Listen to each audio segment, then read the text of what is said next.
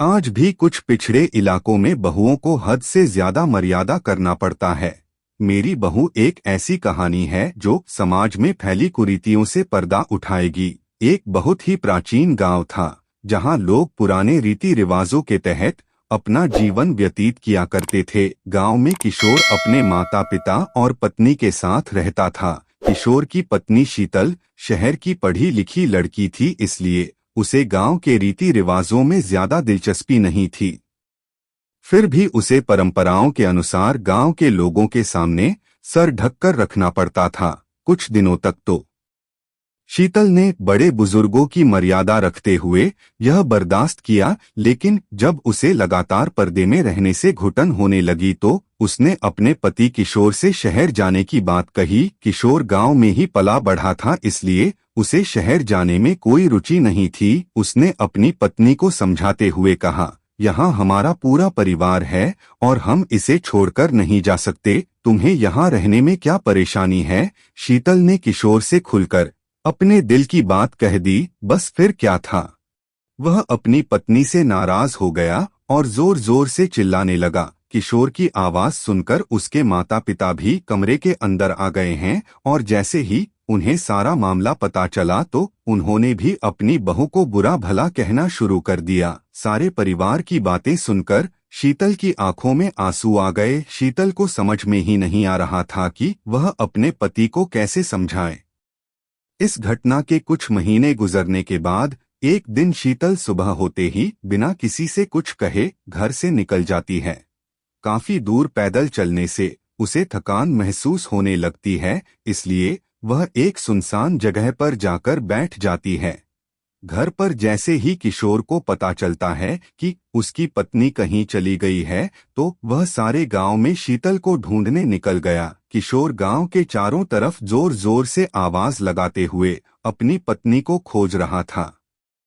जब वह कहीं दिखाई नहीं दी तो सभी की चिंताएं बढ़ने लगती है, लेकिन इसी बीच एक बुजुर्ग व्यक्ति गांव वालों से आकर बताता है कि इस गांव की एक महिला रास्ते में एक सुनसान जगह पर अकेली बैठी है।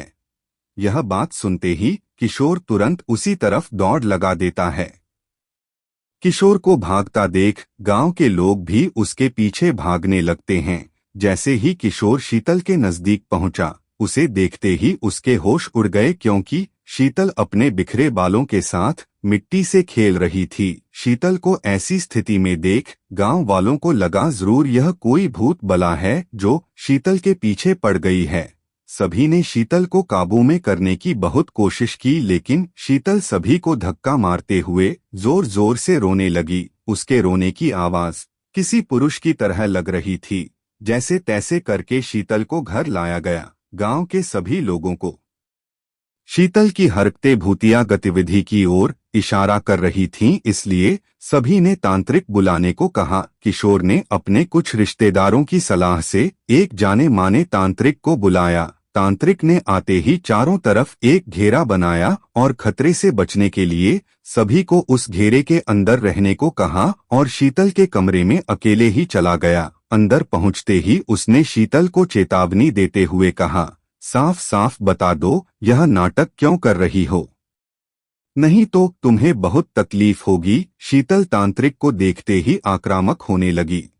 तभी तांत्रिक ने शीतल के बाल पकड़कर दोबारा कहा, मैं अच्छी तरह से जानता हूँ भूत प्रेत नाम की कोई चीज नहीं होती। मैं कई वर्षों से इसी तरह लोगों के भ्रम दूर करता आया हूँ। तुम्हारे घर वालों को समझाना मुश्किल है, लेकिन तुम अच्छी तरह से जानती हो कि तुम यह नाटक कर रही हो। तांत्रिक की बात सुनते ही शीतल की आंखों में आंसू आ गए और उसने रोते हुए अपना झूठ कबूल कर लिया। शीतल ने तांत्रिक को बताया कि वह शहर की पढ़ी लिखी लड़की है, उसे ज्यादा बंधनों में रहना पसंद नहीं। उसने कई बार अपने पति से यहाँ से दूर चलने को कहा, लेकिन जब वह नहीं माने तो मजबूरी में आकर उसने चुड़ैल चढ़ाने का नाटक किया ताकि वह अपने मन मुताबिक जी सके। दरअसल तांत्रिक एक वैज्ञानिक था जो कई सालों से भूतों के नाम पर फैली हुई अफवाहों की सच्चाई दिखाने के लिए रिसर्च कर रहा था और उसी वजह से उसने तांत्रिक वेशभूषा अपनाई थी। उसने शीतल को सबके सामने चुड़ैल की हकीकत बताते हुए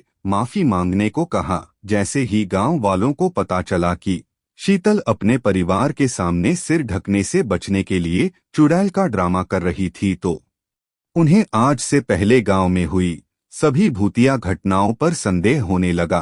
तांत्रिक के समझाने पर शीतल के घर वालों ने उसे उसके पति के साथ शहर जाने की इजाजत दे दी। तांत्रिक की वैज्ञानिक सोच ने लोगों में भूतों के प्रति फैले अंधविश्वास को गहरी चोट दी थी, लेकिन यह तो सिर्फ एक शुरुआत थी और इसी के साथ यह कहानी खत्म हो जाती है। तो दोस्तों, अगर आपको यह कहानी पसंद आई तो इस वीडियो को लाइक करें, शेयर करें और हमारे चैनल को सब्सक्राइब करना ना भूलें। तो मिलते हैं आने वाली नई वीडियो के साथ। तब तक के लिए मैं लेता हूं आपसे अलविदा। जय हिंद।